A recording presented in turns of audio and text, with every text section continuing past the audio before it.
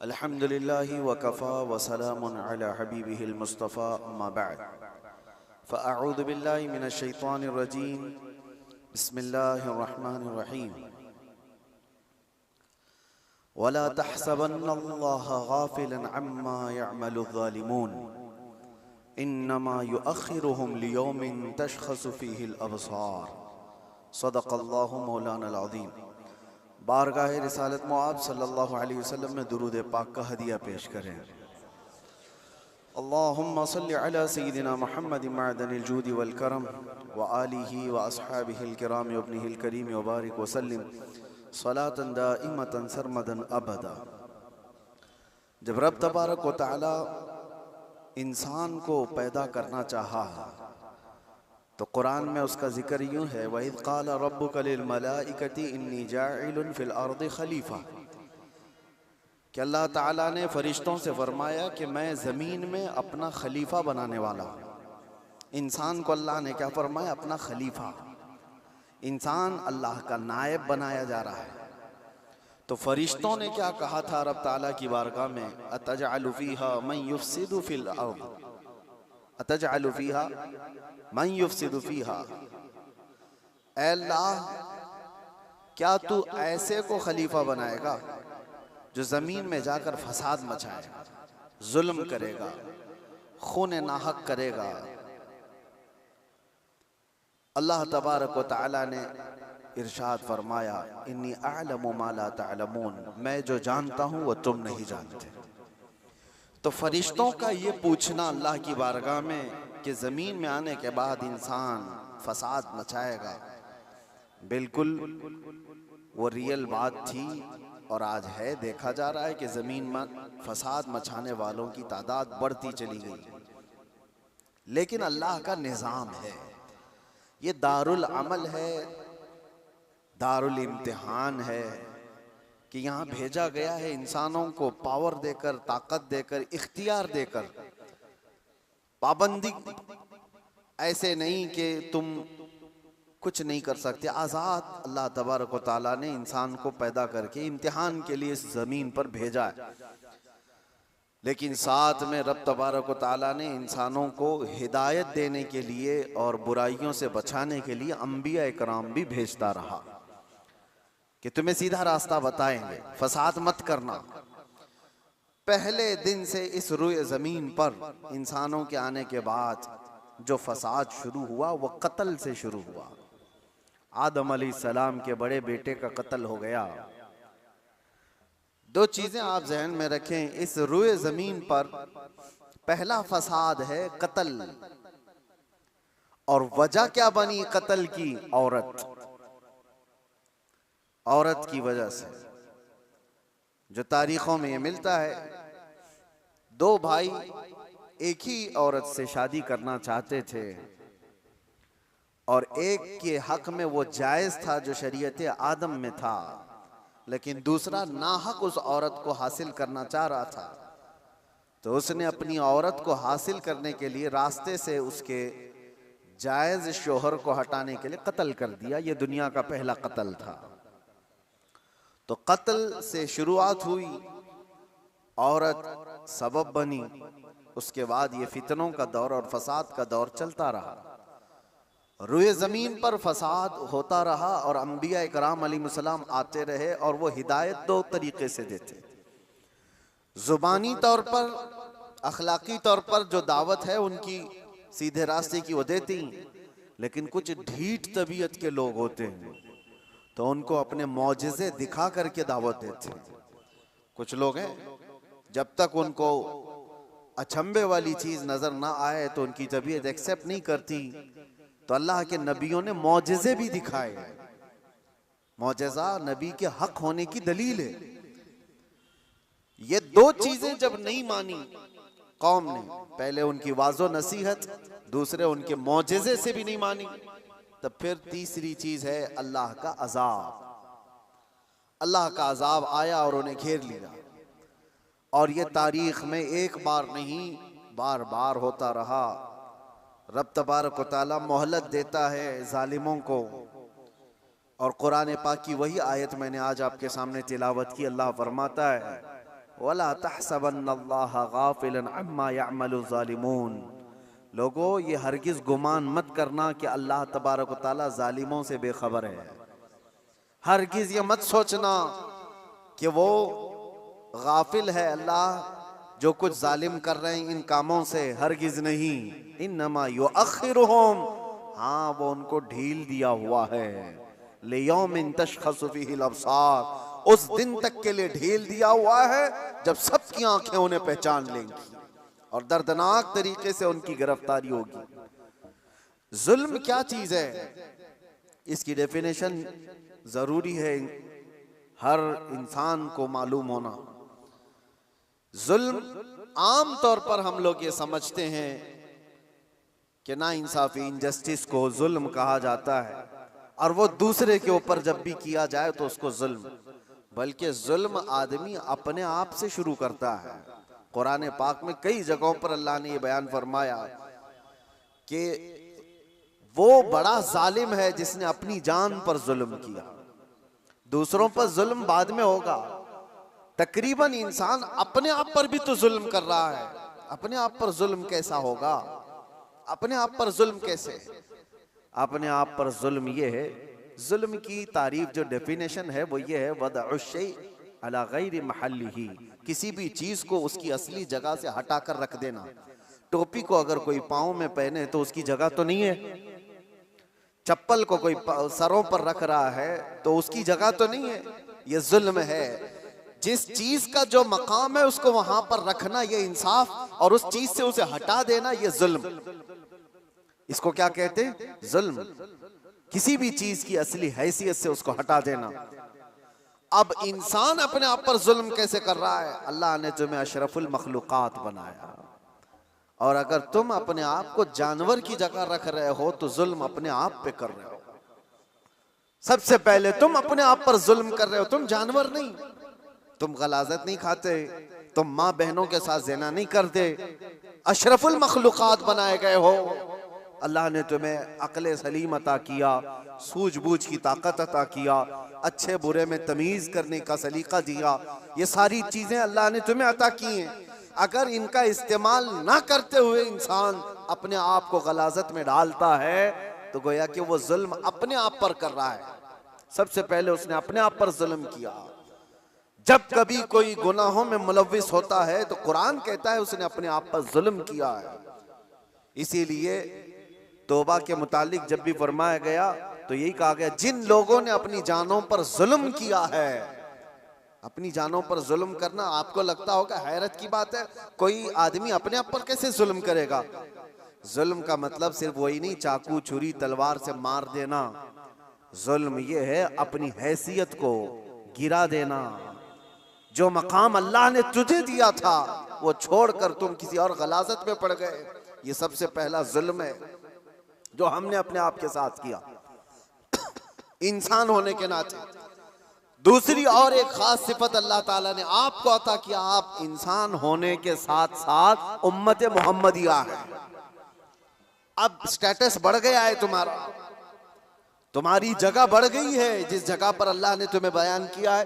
कुरान में अल्लाह फरमाता है इंसान तो दुनिया में बहुत बनाए गए, करोड़ों की तादाद, लेकिन कुंतुम खैर उम्मतिन उखरिजत लिन्नास, सारे इंसानों में अल्लाह ने तुमको खैर उम्मत बनाया, सबसे बेहतरीन उम्मत बनाया। तो जो टाइटल अल्लाह ताला ने हमें दिया खैर उम्मत का, उस पर अगर तुम कायम हो तो इंसाफ कर रहे हो अपने आप के साथ, और उस टाइटल से हट करके काम कर रहे हो तो जुल्म किया अपने आप के साथ। हमने अपने आप के साथ जुल्म किया। जुल्म की शुरुआत यहाँ से होती है, फिर उसके घर में होती है। घर से जुल्म होता है, बीवी पर, बच्चों पर, उनके हुकूक को मार देना ये जुल्म है। उनके हुकूक की तलफी बहनों, भाइयों, माँ बाप, औलाद, और उसके बाद फिर ये जुल्म बढ़ता हुआ पड़ोसियों तक जाता है, पड़ोसियों के साथ जुल्म, फिर उसके बाद मुआशरे में आता है जिसमें वो जी रहा है, मोहल्ले में, और फिर जैसे जैसे उसके मकामात बढ़ते चले गए उसके साथ साथ जुल्म की शाखें भी बढ़ती चली जाती हैं। जुल्म की हजार किस्में हैं, हजार किस्में हैं। मेरे अजीजों, एक बात याद रखो, कुरान में अल्लाह ताला ने फरमाया इन्नहु ला युहिब्बुज़ ज़ालिमीन, अल्लाह ताला जालिमों को हरगिज पसंद नहीं करता। जो हद से ज्यादा बढ़ने वाले हैं वो अल्लाह को पसंद नहीं है। लेकिन लोगों ने जुल्म का कॉन्सेप्ट ये बना करके रखा है, सिर्फ मार धाड़ कत्ल करने वाला ही जालिम है। जालिम तो घर से भी शुरू हुआ है। घरों में हुकूक तलफी जिसने किया वो जालिम है। जिसने बीवी का हक मार लिया वो जालिम, जिसने माँ बाप का हक अदा नहीं किया वो जालिम, जिसने औलाद का हक अदा नहीं किया वो जालिम, जो अपने भाई बहनों का हक मार कर बैठा वो भी जालिम। ये जुल्म की कई शाखें हैं। और उसके बाद मेरे अजीजों, लोग जब अमली जिंदगी में आगे बढ़ते हैं तो जुल्म कहां कहां है मैं आपको बताऊं। जुल्म इंसान करता कब है? कमजोर आदमी जालिम तो नहीं होता, ये तो सबको पता है, सारे लोग देखते हैं। अगर मिसाल के तौर पर मैं आपको बताऊं, किसी जुर्म में अंधा, लूला, लंगड़ा ऐसा आदमी, लूला भी है, लंगड़ा भी है, कुछ नहीं, पैर भी नहीं, हाथ भी नहीं, आंख भी नहीं, ऐसे शख्स को कोई पकड़ करके लाए और कहे कि इसने फलां के साथ बहुत जुल्म किया है, मार धाड़ किया है, तो दुनिया हंसेगी कि वो माजूर है, वो क्या कर सकता है। ये तो बात सही है। कमजोर आदमी जुल्म नहीं कर पाता क्योंकि उसके पास वो नहीं है। इसका अपोजिट ये निकलता है कि ताकत जैसी ही आती है इंसान वैसी जुल्म शुरू करता है। ताकत, और ताकत कई किस्म की है। जिस्म की भी ताकत है, माल की भी ताकत है, पावर की भी ताकत है, मनसब की भी ताकत है। और ये तीनों ताकतें जब किसी के ऊपर चढ़ जाती हैं तो फिरौन बनता है। ये तीनों ताकतें जानते हो आप, फिरौन तन्हा 1000 लोगों से लड़ सकता था और ताकत उसकी जिस्मानी ऐसी थी कि 90 साल तक उसको बुखार भी नहीं आया, कभी सर्दी बुखार भी नहीं, कभी बीमार नहीं हुआ। ये जिस्मानी ताकत थी। माल की ताकत तो ऐसी कि आधी दुनिया के खजाने उसके थे। और पावर की ताकत ऐसी कि बादशाह आजम बना बैठा था, लोग तो उसके सामने झुकते थे। जब तीन चीजें ऐसी साथ मिल जाती हैं तो फिरौन बनने की कोशिश करता है हर आदमी। आज के दौर में भी मेरे अजीजों, ये तीन चीजें बड़ी आजमाइश के साथ आती हैं कि जुल्म से अपने आप को बचाओ। माजूर आदमी क्या जुल्म करेगा, उसके लिए वो इम्तिहान नहीं है। जो बिस्तर पर पड़ा हुआ है, जिसकी ना जिस्मानी ताकत है, ना माली पैसी ताकत है और ना पावर उसके पास है, ऐसा आदमी क्या जुल्म करेगा? जुल्म वो करता है जिसके पास ताकत हो, और ताकत वाले के साथ इम्तिहान भी ज्यादा है। अजीजा ने गिरामी वक़ार, आज हम देख रहे हैं ताकत तीन किस्म की मैंने बताया। सबसे पहले मैं शुरुआत करता हूं जिस्मानी ताकत।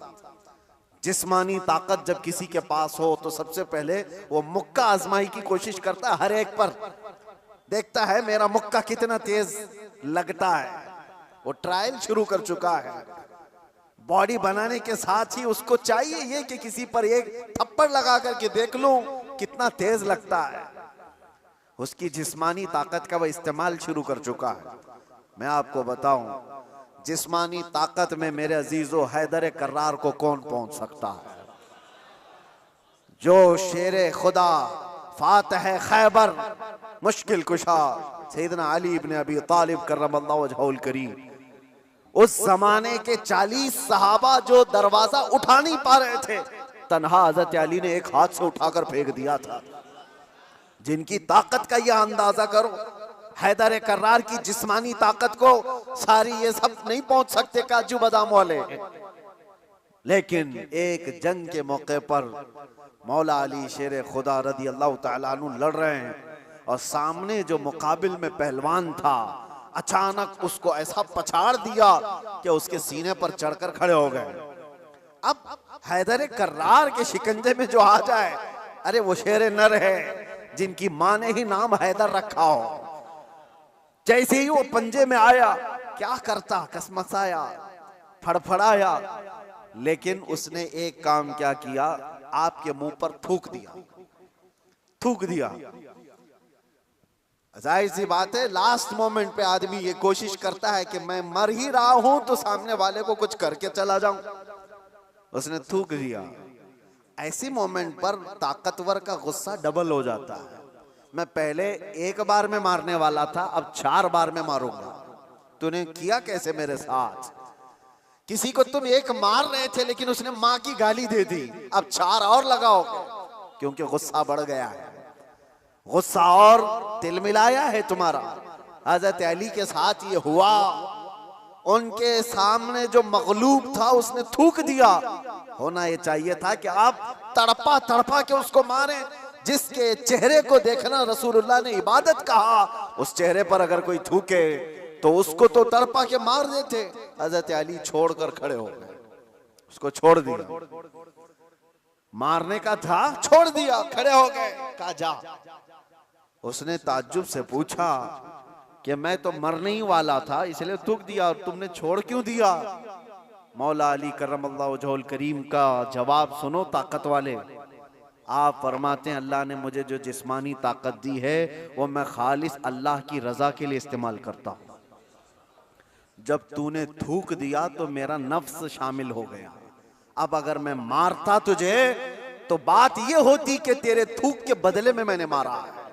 मैं तुझे मुझ पर थूकने के बदले नहीं मार रहा था, तू अल्लाह और उसके रसूल का दुश्मन है इसलिए मार रहा था, और ये नफ्स शामिल हो गया इसलिए मैंने छोड़ दिया। ताकत का इस्तेमाल ऐसे वक्त में कोई करके दिखाए। मेरे अजीजों, आज तो हाल ये है, किसी को क्रिटिसाइज नहीं कर सकते। अभी कुत्ता बोल दो तो क्या करते हैं हम, तो जाके आए ना, इनको कहा नाम लेकर कुछ नहीं, उसके बावजूद भी एक बड़ी आजमाइश से गुजर करके आए। बर्दाश्त की ताकत नहीं है। मौला अली करमल्लाहु वजहुल करीम को उनके सामने दुश्मन मगलूब ने थूक दिया, तब छोड़ दिया आपने। कहा मैं अपने नफ्स के लिए नहीं लड़ता, अपने नफ्स के लिए नहीं।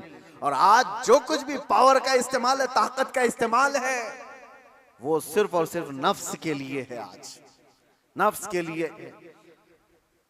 ये एक मिसाल मैंने आपको बताया, जिस्म का गलत इस्तेमाल करने वाले लोग। और क्या समझते हो तुम्हारी ताकत क्या ये हमेशा की है? चंद दिन का इंतजार करो, दांत टूट जाएंगे, कमर झुक जाएगी, और उसके बाद आज़ाद जवाब देने लगेंगे। जिन हाथों से तुमने मुक्का आजमाई की थी, चंद दिनों के बाद वो हालत होने वाली है कि हाथ से तुम्हारे गिलास भी नहीं पकड़ा जाएगा। रोटियां तुम्हारे हलक तक डालने के लिए हाथ कपकपा रहे होंगे। हमने बड़े बड़े पहलवानों को बिस्तर पर पांव रगड़ रगड़ कर मरते हुए देखा है। ये जिस्मानी ताकत फानी है, खत्म होने वाली है। और समझ लो कि तुम्हें बुढ़ापा नहीं आया, कमजोरी नहीं आई, बीमारी नहीं आई, तब तो मौत तो आनी है, चाहे जवानी में आए। और मेरे आका सल्लल्लाहु तआला अलैहि वसल्लम एक बार हजरत अबू हुरैरा रदियल्लाहु तआला अन्हु के साथ एक ऐसे खंदक के पास से गुजर रहे थे जहां लोग कूड़ा करकट कचरा सब फेंका करते थे। वहां पर मेरे आका सल्लल्लाहु तआला अलैहि वसल्लम खड़े हो गए। हजरत अबू हुरैरा से कहते हैं इस खंदक में कुछ तुम्हें नजर आ रहा है? तो आपने कहा हाँ या रसूल अल्लाह सल्लल्लाहु अलैहि वसल्लम, हड्डियां हैं पुरानी। आप सल्लल्लाहु अलैहि वसल्लम ने फरमाया ये उन मरे हुए लोगों की हड्डियां हैं, उनके कपड़े हैं जो गल चुके हैं, जो अपने जमाने में ऊंची सवारियां करते थे, बड़े जिस्मों के मालिक थे। इनको ताकत और कुव्वत बहुत दी गई थी और आज ये सड़ गल गए हैं और कीड़ों की ग़िज़ा बने हैं। ये हश्र तो उन ताकतवरों का भी होगा जो आज अपनी ताकत का गलत इस्तेमाल कर रहे हैं। थोड़े दिनों की बात है, आप ये ताकत को फानी होते हुए देखेंगे। इसीलिए मेरे अजीजों, जब अल्लाह ताला ने जिस्मानी ताकत दिया है तो संभाल करके रखना कि हाथ उठे तो कहीं जुल्म के लिए ना उठे, जुल्म के लिए ना उठे। जिस्म का इस्तेमाल कभी अपने नफ्स के लिए ना हो। इमाम अहले सुन्नत इमाम अहमद रजा खान फाजिल बरेलवी रदी अल्लाह ताला अन्हु, कौन नहीं जानता आज, आशिकों के इमाम, बरेली के ताजदार, जिन्होंने हजारों मसाइल का हल लिख दिया अपनी जिंदगी में, 1000 से ज्यादा किताबें लिख दी। और वो शहंशाह वक्त अपने जमाने के कुतुब मस्जिद में एतिकाफ में बैठते थे रमजान में, लेकिन एतिकाफ की हालत में भी मुसलसल इल्मी काम किया करते थे। एक बात थी, आला हजरत जैसे फकीह उनके जैसा बड़ा आलिम जिसके सामने दूसरे कई उलमा अपने घुटने टेक देते हो। एतिकाफ की हालत में तवज्जो, जैसी ही इफ्तारी हो जाती तो आपके खादिमों में से घर से जो खाना लाया जाया करता था, एक बच्चा था 12 साल का, वो तो शदान लेकर के आता था, इफ्तारी और सहरी पहुंचाता था मस्जिद में। लेकिन आला हजरत को एक आदत थी पान खाने की, और पान खाने वाले लोग इफ्तारी के फौरन बाद पान चाहिए। आला हजरत इफ्तारी कर चुके, पान जो रोजाना आता था वो बच्चा पान लाया नहीं, और टाइम गुजरता गया, आपको पान की तलब हुई कि अभी तक आया नहीं, अभी तक आया नहीं।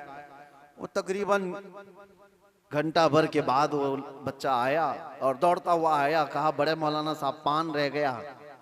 पान ला करके दिया, एक तमाचा उसको लगाया, कहां चला गया था, पान लेकर कहां भाग गया था। वो बच्चा जो खादिम है, खिदमत करने वाले लोग हैं, कहा माफ कीजिए भूल गया था, दिया और चला गया भागकर, पान खा लिया।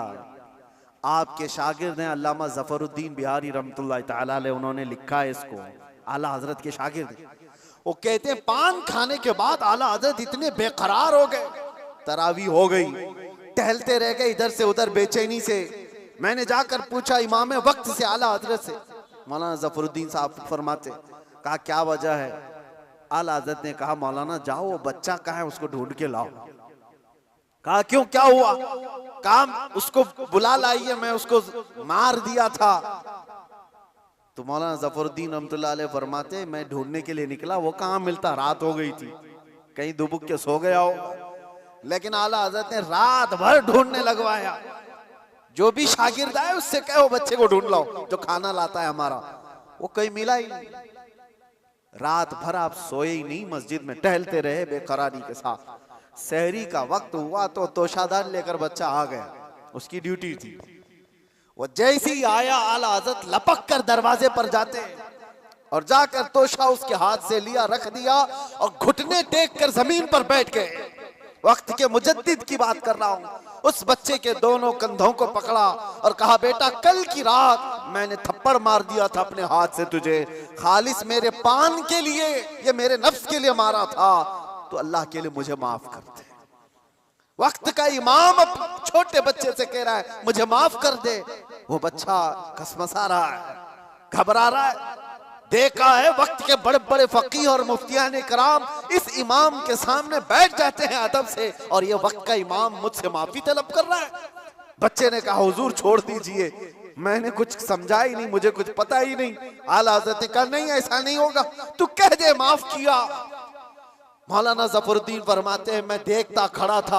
आला हज़रत कह रहे हैं कल क़यामत के दिन अगर रसूलुल्लाह सल्लल्लाहु अलैहि वसल्लम ने मुझसे पूछा ऐ अहमद रज़ा क्या तेरे अंदर अल्लाह ने ताकत इसलिए दी थी कि तू अपने पान के लिए छोटे बच्चे पर हाथ मारे, मैं क्या जवाब दूंगा उस दिन क़यामत के दिन। आला हज़रत उसको पकड़ करके थाम रहे, तो उस बच्चे ने कहा कि ठीक है मैं माफ कर दिया। आला हज़रत कहते हैं बच्चों को इख्तियार नहीं है माफ करने का, बच्चों को मसाइल है, वो मालिक नहीं है। हाँ आपने कहा, अपने सर से टोपी उतारी और कहा जैसे कल मैंने तुझे मारा था वैसे तू भी मुझे मार, बराबर हो जाए मामला। उसका हाथ कांपने लग गया। वक्त का मुजद्दिद कह रहा है आला हज़रत अपनी टोपी उतार कर रख दिए। बच्चा जब नहीं मारने लगा आपने खुद उसका हाथ पकड़ा और हाथ पकड़ करके अपने सर पर मारने लग गए। 3-4 बार उसकी जब थप्पड़ पड़ी तो आला हज़रत मुस्कुराते हुए खड़े हुए कहा बात बराबर की हो गई, तूने मुझे माफ भी किया और बदला भी ले लिया। मौलाना जफरुद्दीन रहमतुल्लाह अलैह फरमाते हमारे आंसू निकल गए। वक्त का मुजद्दिद है, ताकत का गलत इस्तेमाल नहीं। मेरे अजीजों अगर अल्लाह ने जिस्म में ताकत दिया है तो इसलिए नहीं कि तुम अपने से नीचे वालों पर इसका इस्तेमाल करते रहो। इसीलिए अल्लाह के नबी सल्लल्लाहु अलैहि वसल्लम ने क्या फरमाया, मन लम यरहम सगीरना वलम युअक्किर कबीरना फलैसा मिन्ना, जो अपने छोटों पर रहम नहीं करता और बड़ों की शफकत नहीं करता और बड़ों की इज्जत नहीं करता वो मेरी उम्मत में से नहीं। अल्लाह ताला ने अगर ताकत दिया है, नौजवानों से मैं कहता हूं गलत इस्तेमाल नहीं करना, इसका गलत इस्तेमाल कभी ना हो। औरतों को मारने की बात आई, कितने तो घर ऐसे बने हुए हैं, कमजोर है वो, तुमसे कमजोर मखलूक है, लोगों ने उसको बराबर का बनाने की कोशिश की है, लेकिन औरत तुमसे कमजोर बनाई गई है। उसको मारने का हुक्म कहीं पर भी नहीं दिया गया, कहीं पर भी नहीं, किसी भी तरह से। लोग आज अपनी ताकत का भरपूर इस्तेमाल इनके साथ करते हैं, औरतों के साथ। बहुत सख्त जवाब देना होगा मेरे अजीज। औरत तो औरत है, मखलूक भी है अल्लाह ताला की, लेकिन साथ में उम्मत मोहम्मदिया है, इसका जवाब तो बहुत है। हदीस में तो ये मिलता है, जानवरों को जिसने मारा बिला वजह के, कयामत के दिन वो जानवर उठाए जाएंगे और वो आएंगे, मुकद्दमा करेंगे अल्लाह की बारगाह में कि अल्लाह इसने मुझे फलां वक्त बगैर किसी वजह के मारा था। रब ताला उस जानवर को सींग अता करेगा और कहेगा कि तू इतना मार ले इसको यहाँ पर, और वहां सख्ती के साथ वो जानवर इस जालिम को मार रहे होंगे, अहले महशर उसको देख रहे हैं। जानवरों के साथ जुल्म को इस्लाम ने जायज नहीं किया, घरों में अपने औरतों के साथ कौन जुल्म की इजाजत देगा। ये हुई डोमेस्टिक वायलेंस जिसको कहा गया है।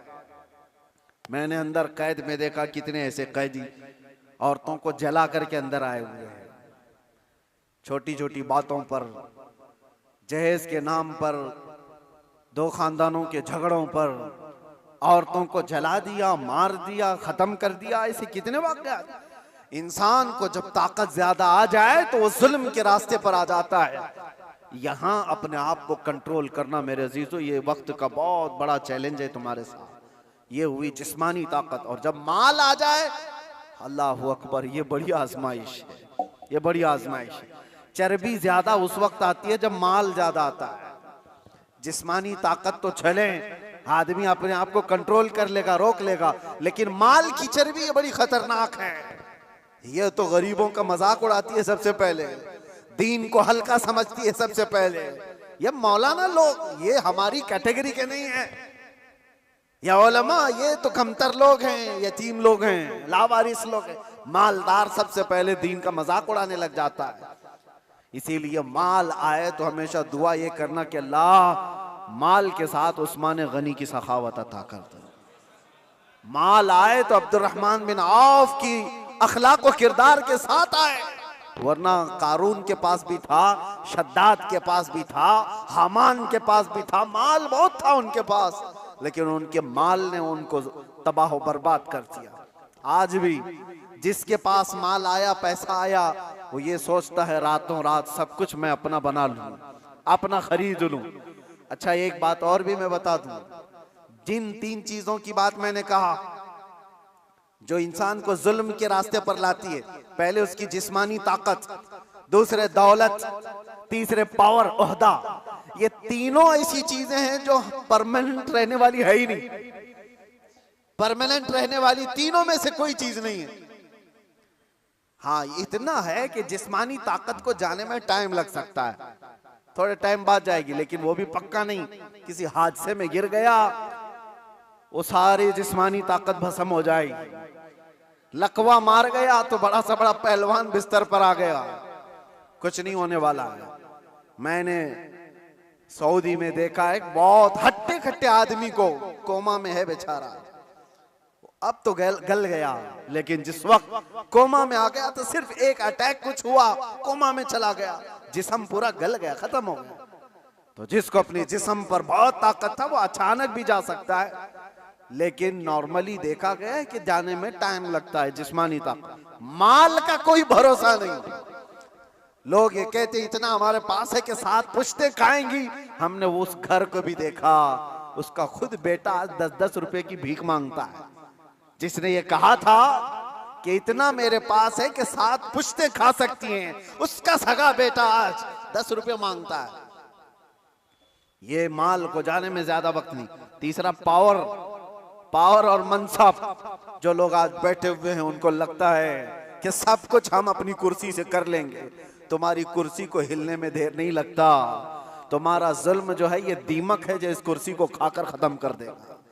जुल्म कुर्सी पर बैठा हुआ आदमी जब करता है, माल वाला और कुर्सी वाला दोनों, ये वक्त के साथ ऐसे तेज बहते हैं कि उनको अंदाजा ही नहीं होता।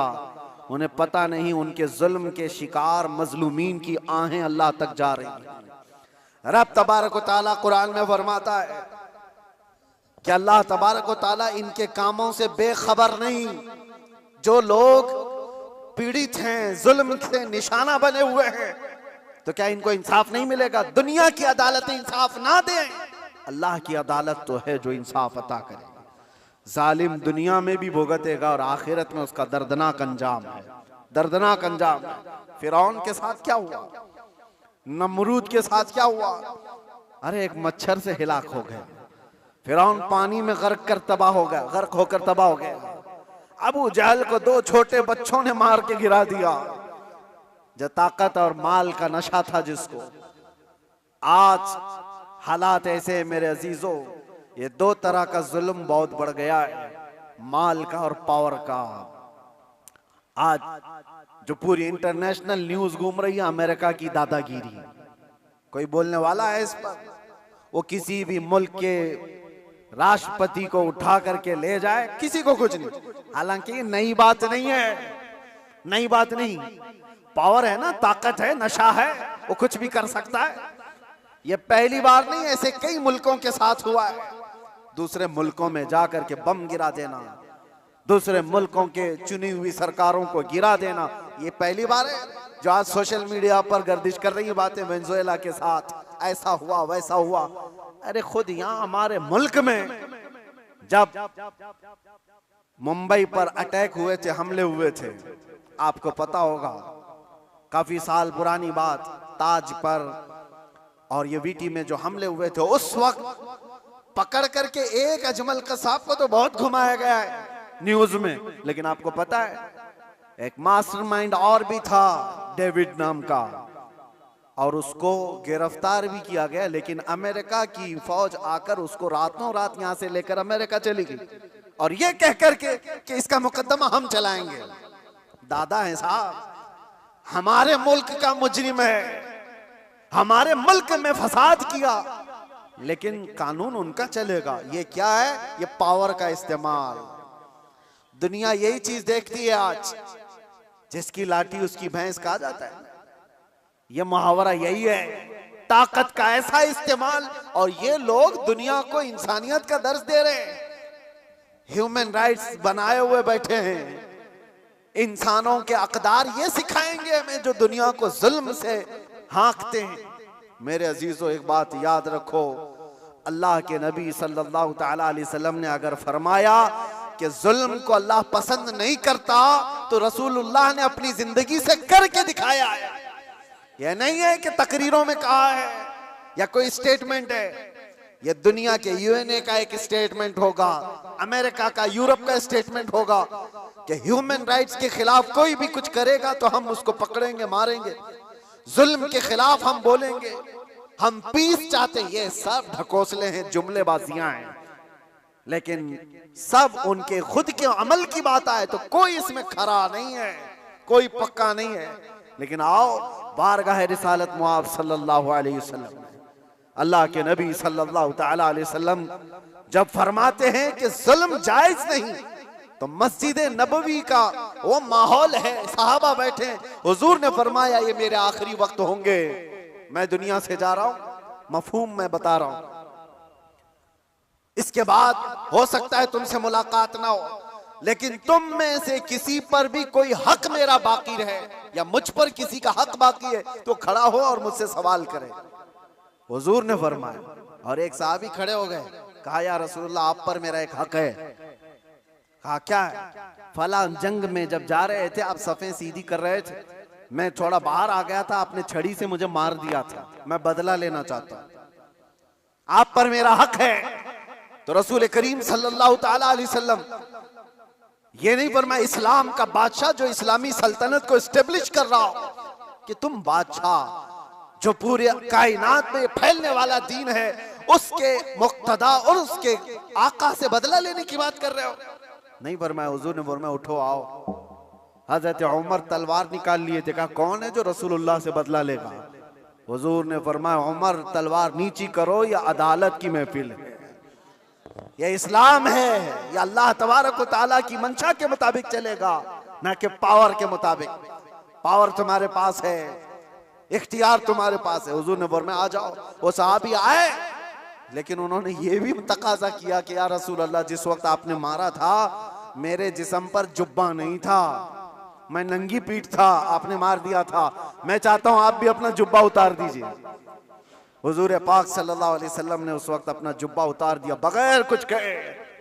उस सहाबी ने बढ़कर मेरे आका की मोहरे नबूवत का बोसा ले लिया।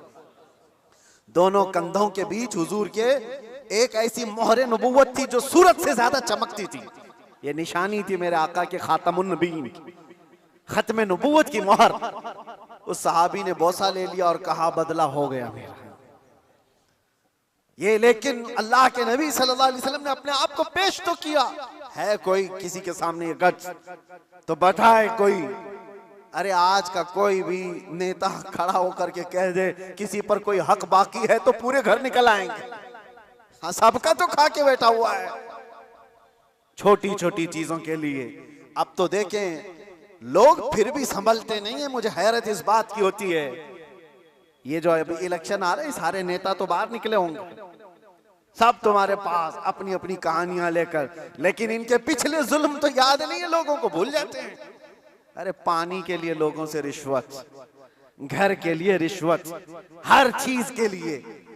ये मखलूक के साथ जो जुल्म करके कुर्सी संभालते हैं, इनका जब वक्त आए तो मेरे अजीजों तुम्हें भी तो अपने पावर का इस्तेमाल करना चाहिए। एक बात याद रखो, इमाम हुसैन का ये जुमला है, आपने फरमाया था कि मेरे नजदीक जालिम वो नहीं जो किसी को मारता है, जालिम वो भी है जो उसके जुल्म को देखकर खामोश रहता है, आवाज नहीं उठाता। और यहां आवाज उठाने की बात तो छोड़ो, तुम तो ताउन कर रहे हो।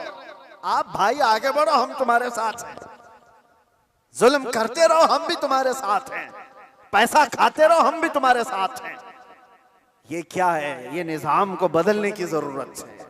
आज पावर का जो इस्तेमाल हो रहा है, गलत इस्तेमाल, इसको बदलने की अपने अंदर सोच पैदा करो। आप सोचते होंगे हम थोड़ी तादाद में, हमसे क्या होगा? हरगिज मत सोचो, एक की सोच से भी इनकलाब आता है, एक की सोच से भी इनकलाब आता है। बढ़ना तुम्हारा काम है। तुम क्यों सोचते हो कि पूरी दुनिया मेरे साथ खड़ा होना चाहिए? नहीं, सरकार मुजाहिद मिल्लत रहमतुल्लाह ताला अलैह बहुत दिल के अंदर मलाल लेकर के चलते थे। उम्मत के हालात ऐसे, मैं उनको पढ़ा तो मैं भी कई मर्तबा ऐसा, जिसको कहते हैं ना डिसअपॉइंट हो जाना, हालात को देख रहे यार कोई आता ही नहीं, क्या फायदे का हम चिल्लाते रह जाएं, लोग आपस में इख्तिलाफ करके छोड़ के चले जाएं। हुजूर मुजाहिद मिल्लत रहमतुल्लाह ताला अलैह एक बार लोगों को बुलाए थे कि दिल्ली आओ, लेकिन उनकी जितनी तादाद उनको मकसूद थी नहीं आए, तो बहुत ज्यादा नर्वस हो गए। कहा कि इस उम्मत के लिए हम आवाज उठा रहे हैं, ये आने को तैयार नहीं। वापस आए, उस वक्त सुना सरकार मुफ्ती आजम हिंद रहमतुल्लाह ताला अलैह आला हज़रत के शहजादे, उन्होंने कहा था कि मौलाना लोगों को मत देखो, दुनिया जो है कूफा में इमाम मुस्लिम के साथ शाम में 60,000 की तादाद में नमाज पढ़ती है और दूसरे दिन फजर में 2 बच्चों के अलावा कोई नहीं होता। आप इनके बेस पर ना आओ, आप अल्लाह के भरोसे पर जाओ, इसलिए कि गरीब नवाज पहले से हिंदुस्तान में माहौल बना के नहीं आए थे, अल्लाह के भरोसे आए थे, अल्लाह ने माहौल बना दिया। एक आया था लेकिन लाखों को इस्लाम का नूर देकर गया। एक से भी होता है इनकलाब। आप क्यों सोचते हो कि मेरे चाहने से कुछ नहीं होगा? आप सोचो, खड़े हो इनकलाब के लिए कि मैं जालिम का साथ नहीं दूंगा, जुल्म के खिलाफ रहूंगा। लोग तो बिक रहे हैं आज। हमारे यहाँ एक नेता साहब ने कह भी दिया कि मुसलमानों के वोट की हमें कोई जरूरत नहीं, इनको लुभाने की जरूरत नहीं, एक रात पहले 1-1 हजार में बिक जाएंगे, इनके घरों में 1-1 हजार का लिफाफा पहुंचा दे, ये बिक जाएंगे, हो जाएगा। उम्मत मुस्तफा को आज लोग इस तरह का खिलौना बनाए, और ये मजाक नहीं है आपके साथ। आप उसके बावजूद भी ये कहते भाई आगे बढ़ो, हम तुम्हारे साथ हैं। जालिम का साथ देना भी बड़ा जुल्म है। कयामत के दिन इसका भी सवाल होगा आपके साथ, इसका भी सवाल होगा। कि उसके जुल्म तक पहुंचने में कौन मददगार था? तुम मददगार थे, तुम सारे मददगार थे। इसकी पकड़ होगी। इसीलिए मेरे अजीजों, हो तो इंसाफ के साथ, नहीं तो मेरे आका ने जो फरमाया, एक जमाना ऐसा आएगा कि लोग वही ईमान बचा पाएंगे जो अपने घर में टाट के कपड़े की तरह पड़े रहेंगे। वही लोग अपना ईमान बचा पाएंगे। आज वो हालात हमें दिख रहे हैं, कहां जाएं? खुदा बंदा, ये तेरे सादा दिल बंदे किधर जाएं कि दुर्वेशी भी अय्यारी है, सुल्तानी भी मक्कारी है। आज वो हालात आ गए हैं।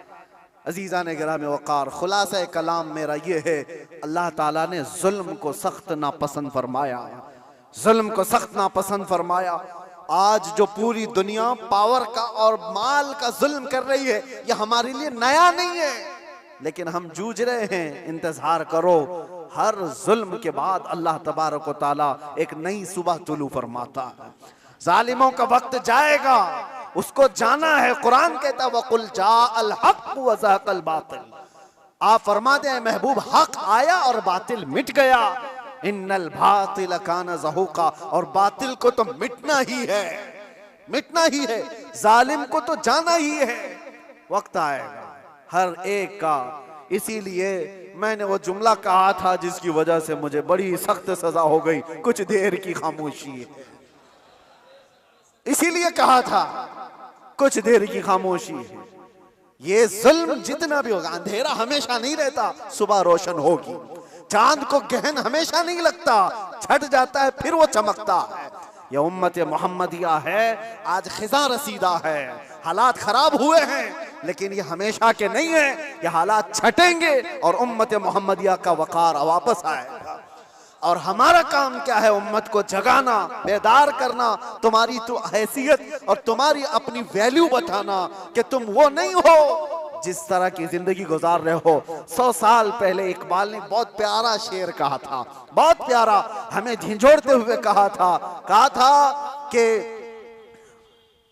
उम्मत मोहम्मदिया को मुखातब करते हुए इकबाल ने कहा था कि पहाड़ बसेरा कर पहाड़ों की चट्टानों में, तू शाहीन है बसेरा कर पहाड़ों की चट्टानों में, नहीं तेरा नशीमन कसरे सुल्तानी के गुंबद पर। मतलब समझते हो, उर्दू है, नहीं तेरा नशीमन कसरे सुल्तानी के गुंबद पर। कसरे सुल्तानी बादशाह के महल का गुंबद कितना ऊंचा हो सकता है? ज्यादा से ज्यादा कितना फीट ऊंचा होगा? 200 फीट ऊंचा कर दिया होगा, 400 फीट ऊंचा होगा। लेकिन इकबाल कहता है वो गुंबद की ऊंचाई ये तेरी मंजिल नहीं है। एक परिंदा है शाहीन, जानते हो, जो सबसे ऊंचा उड़ता है, और इतना ऊंचा उड़ता है कि उसको कौवे भी नहीं देख सकते, कौवे भी नहीं देख पाते उसको। शाहीन इतना ऊंचा उड़ता है।